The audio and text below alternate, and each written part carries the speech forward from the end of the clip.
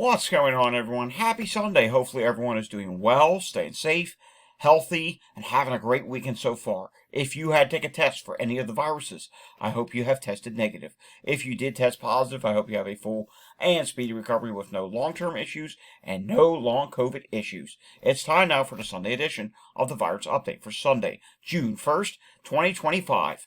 If you are new to my channel, welcome to my channel. This is where I do the daily virus update. Want to stay informed on all the viruses? Subscribe down below. Give this video a thumbs up. Hit that notification bell. Share this video with anyone you know. And of course, leave your comments down below. Alrighty, we have an unusually busy Sunday today, so we have a lot of things to get through. Hopefully we'll get through some wastewater. We may even skip a few things that we normally would do daily, just so we can fit everything in today. Alrighty, the NB.8.1 variant. That's the new variant that we've been following around the world. There's a couple others out there.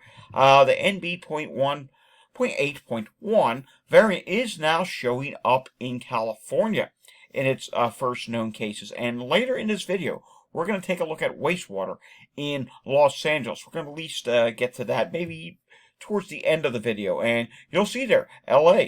Yeah, the early signs of LA starting to rise is occurring, and this variant was detected as early as April. So it's been around, but now the levels of it are starting to increase slightly, and eventually I think that is going to become the next variant, or one of these new variants is going to become the next variant that takes over here in the United States. So with that potentially being the variant that takes over, it's time now that we take a look at what may this variant be capable of doing when it comes to COVID. And David Langenfilter posted this on X, and I asked, can I share this on the video today? And he said, yes, I can share it. So here's some of the things that we know about SARS-CoV-2 NB.1.8.1 variant so far. Very important. It looks like this subvariant of Omicron was first detected in January of 2025. It has rapidly spread across Asia and other regions worldwide, becoming dominant in places like Hong Kong and China, which is seeing a wave of COVID right now. Maybe it's not as noticeable as it should be because, let's face it, they're missing a lot of cases.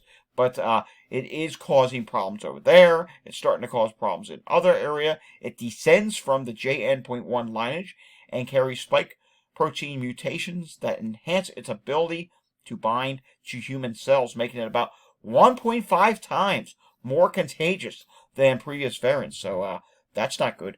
Immune evasion and infection risk. Yes, it does show modest immune evasion, which is why I said yesterday I'm concerned about places that maybe haven't had a wave of COVID in a while, or maybe they haven't taken any boosters, or whatever the case may be. Places that have been, have not been scarred in a long time, whether we know about it or not.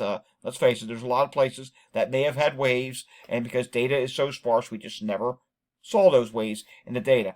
Those areas could get hit hard, and hey, other places could get hit as well. It sounds like so far, while this is not a more severe variant, it is more contagious. The usual suspects: fever, cough, sore throat, fatigue, and maybe some GI issues are popping up as well. So it does not cause more severe illness. It just may be something that's easier to catch. So what's the takeaway he puts here? Highly transmissible and shows some immune escape, but vaccination still provides strong protection against severe outcomes. But again, like I said, I'm personally concerned about areas that have not been hit in a while. So here in the United States, we think of places like maybe Florida. Yeah, they got hit a little bit in the wintertime, but not as hard as last summer. The West Coast did not get hit hard at all during the wintertime. Hawaii didn't. We've been watching Hawaii starting to trend upward a little bit. Then we have other places like India where, again, I get it. We've probably missed thousands, hundreds of thousands of cases in India, and they've probably had waves that we haven't seen, but they haven't had a big enough one to show anything significant on the data. That's actually starting to change. So, yes, this is something we're going to have to continue to watch. All right, moving on. Could spend a lot of time on that. In Hong Kong, Mike Honey says Hong Kong was the first country to report a wave driven by the new NB.1.8.1 Nimbus variant, including its subvariants. Yeah, there are some subvariants out there. I'm still not ready to go into detail about them just yet. PQ.2 is one of them.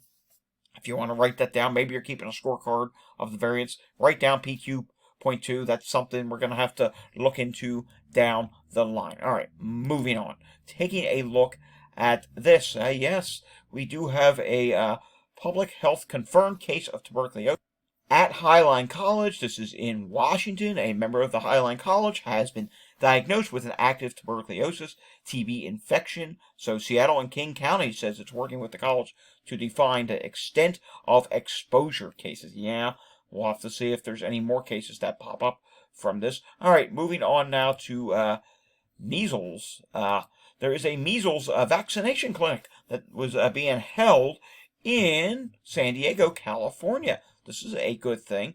So they did this on Saturday, and maybe we can help get some more immunity out there and get some of these missed vaccinations done. All right, taking a look at that. CDC warns travelers of higher measles risk. Yes, what they are worrying about is folks who are going to be traveling through the airports, maybe internationally. Yeah, there is the risk of measles. I mean, we've seen a lot of cases that have stemmed from international travel, so be mindful. Are you going to get on a plane and travel overseas somewhere, or maybe even domestic, maybe even just here in the United States, or you're traveling from Europe to somewhere else around the world, or anywhere in the world? Really, you should be mindful that measles all around the world is spreading, not just the United States. I know this refers to the United States CDC, but really anywhere around the world right now, you should be mindful that measles is out there and it's been spreading, and that it is problematic in a lot of places, and the risk of being exposed to it is real. All right, moving on to this. Just going to read a headline here. Ohio State University researchers create nasal spray that could stop the flu and blocks infections in mice. Yes, this is really interesting. Let's actually read a little more. Ohio State scientists engineered an antibody that may revolutionize prevention of the flu, other viruses, and even non-viral diseases like cancer, and tested in mice showed the antibody prevented against lethal flu doses, even preventing symptoms in some. Boy, that would be fantastic. If you want to read this full story, well, the rest of all these other stories, I will at some point today make a post on my site with the links to all of the various news stories that I shared today. All right, take a look at this. COVID-19 disease burden remains greater than influenza, study shows. Yes, the burden on hospitalizations, even deaths in many cases, is still higher than what we were seeing compared to the flu. Yeah, this is a really significant. I mean, think about it this way. Back when we had the big wave of viruses back at wintertime, we not only had COVID patients in the hospital, we had flu patients in the hospital, RSV, all these different viruses. But you know which one is causing the most amount of strain in the hospitals? It's COVID. Think about this. We had our winter wave of influenza. Now we're going to have another wave of COVID in the summertime. So guess what? That's a whole another round of strain on the hospitals. In other words, it is creating a bigger burden on the hospitals. All right, I skipped over something. Didn't mean to do that. Accidentally did that. All right, let's take a look at some preliminary estimated flu disease burden 2024. I meant to show this first. I thought it was something else, and I thought it was the measles time. I'm going, wait, I don't need to show that today. But no, these are the preliminary numbers for the flu season 2024-2025, and it sounds like there'll be a better release of this come November. But here's how bad the flu season was. Despite everything I just said about COVID being a bigger burden, because COVID's all year round, with a few laws in between, let's not discount the fact that it was a really bad flu season. So since October 1st, 2024, the CDC estimates, Centers for Disease Control in the United States, estimates there have been between 47 million and 82 million flu cases. That's a lot of flu cases. 21 million to 37 million flu medical visits, 610,000 to somewhere between 1.3 million flu hospitalizations. That's a really high number. 27,000 to 130,000 flu deaths. Yeah, so probably not 130,000 flu deaths, but somewhere north of 27,000. That's a really bad year for flu. Yeah, flu was really bad this past winter, and we should get some better data on this as we head into November. All right, we took a look at that already. Let's recap this week in the UK, and we can see the positivity rate for COVID in the UK is 5.36%. Taking a look at what's going on with cases actually dropped this week. Even though the NB.1.8.1 variant is increasing, it hasn't taken over dominance there just yet. So 1,001 new cases there this week, 73 deaths, and 1,043 people admitted. But again, that admission number has not updated. Taking a look at some of these other viruses. Mpox, we can see that is fine at this time. Influenza continues to drop. RSV continues to drop at this time as well. Alrighty, moving on now. Taking a look at the viral activity level in Canada in wastewater. COVID-19 is moderate, flu A is low, flu B is moderate, and RSV is low at this time. We do need to take a look at what is going on with air qualities because, as you know, there is this wildfire issue that is starting to become an increasing problem in central Canada, and some of that smoke has made its way into the United States. Yeah, wow, take a look at this. Really bad air qualities from generally just north of Oklahoma, straight on up into Canada. That is wildfire smoke. I said it again. I get it. Those are some red areas, meaning red in the political side, but you need to be masking if you're outdoors in those areas. That is just limit your time outdoors in those areas because that is really dangerous air to be breathing in. Some of that smoke has made its way over to the southeast as well. And then the West Coast has problems of its own today. I honestly do not know what is going on there. Could there be wildfires in California? It wouldn't surprise me, but yeah, it's something we need to keep an eye on. All right, taking a look now at my website, datareport.info is the place for that. You want to see news stories from past virus updates, or this one, I do make postings on there, and there will be a post coming for today's, probably sometime this evening. Skipping over bird flu migration today, we're also going to skip over the heat-related illnesses. We'll take a look at that as we head into next week. It is going to get warmer in some places next week. Pinellas County, Florida. Taking a look at this, we do see here there are some EMS calls to be had at this time. We're seeing not that many, though, compared to other days. And Philadelphia, when it comes to EMS calls for Saturday, 736. Let me repost that. I think they just posted that a little bit ago. Oh, no, 4 hours ago. Well, I didn't get around to reposting it. So 736. That's not a bad number. Taking a look at what is going on in Montgomery County, Pennsylvania, we do see 12 EMS calls right now. Cardiac arrest is one of them. And cardiac arrest is actually showing up a second time. Yikes. That's not good whatsoever. Taking a look at Chester County, Pennsylvania, we do see sick person showing up a few times, so that is a little bit concerning. Taking a look at what's going on with the hospital situation in Pennsylvania, not too bad today. And also taking a look at New Jersey, and we can see here, we do have a couple things going on. We have a specialty issue going on at Mannington. Jefferson Cherry Hill Hospital, facility divert, internal disaster. What's that about? Oh, water main break. Okay, that's not good. And that's it. Just 2 hospitals dealing with problems there today. All right. Taking a look now, let's take a look at what's going on with the variant picture in the United States. And we do see NB.1.8.1 on the CDC Nowcast page is at 73% of the cases. Again, NB.8 or NB.1.8.1 does not show up yet. It will eventually show up maybe within the coming weeks. I think it's going to be one of those where, oh, hello, surprise, it's already north of 10% or something like that. All right, taking a look at wastewater. And here is the wastewater picture for the United States. And any site that's in gray did not update. There's a lot of gray on this map. Anything that's in blue is still good at this time. We're only seeing 2 red sites. Red is high levels of COVID. And one of those sites is in, we'll say, like central, in Gaines County. This is at Gaines County, Texas. Only 7,500 population there. Take a look at this wastewater site. Yeah, it's going straight upward since it reappeared on this map, or maybe appeared for the first time. So that is not good whatsoever. New York City's grayed out. Can't show you that. I do want to show you the Pacific Northwest. This is kind of the best way to show the Pacific Northwest. And we do see a lot of blues here. So levels are still low at this time. All right, moving on from this page, we have to take a look at this. Epidemic trends for COVID. Now, we do see growing status in Florida.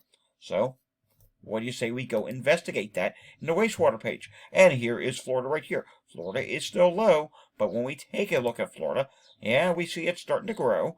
in wastewater and is about to approach the moderate level pretty soon. So that's not good. We do see likely growing status in North Carolina, Tennessee, and Massachusetts. Let's go to North Carolina next and see what's going on there. So let's find North Carolina. And we can see there, North Carolina in wastewater, it's still very low. It's still dropping at this time. So that is still good. And then I said we need to take a look at Tennessee. So let's do that. Let's see, Tennessee. There we go. And Tennessee at this time, still dropping and is still in the very low category. We also need to take a look at Massachusetts. Hopefully Massachusetts is not rising yet. No, Massachusetts is still very low. And let's see, where else do we need to look at? We need to look at California, and we also need to look at the state of Washington, because that's concerning at this time. So in California, what are we seeing at this time? And California, yeah, they're starting to inch their way upward, not far off from moderate. So moderate could be coming soon. Right now they're in the low category. And let's take a look at the state of Washington.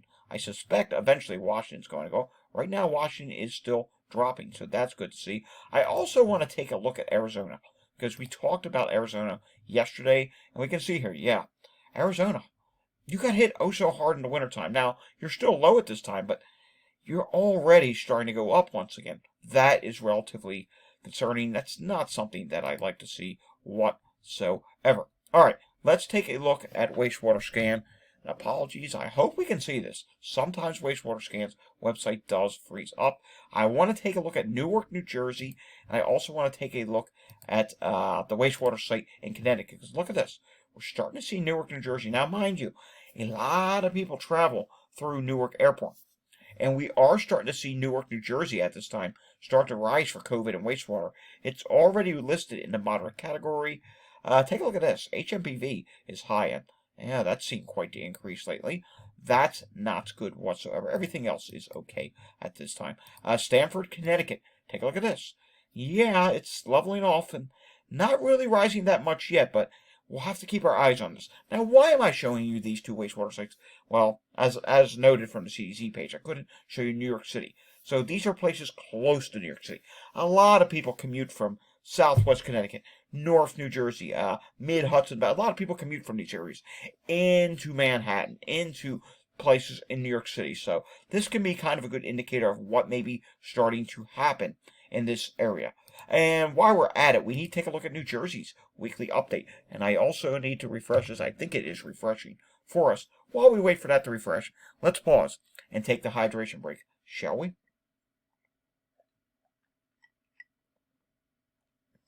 Alrighty. Doesn't that feel much better?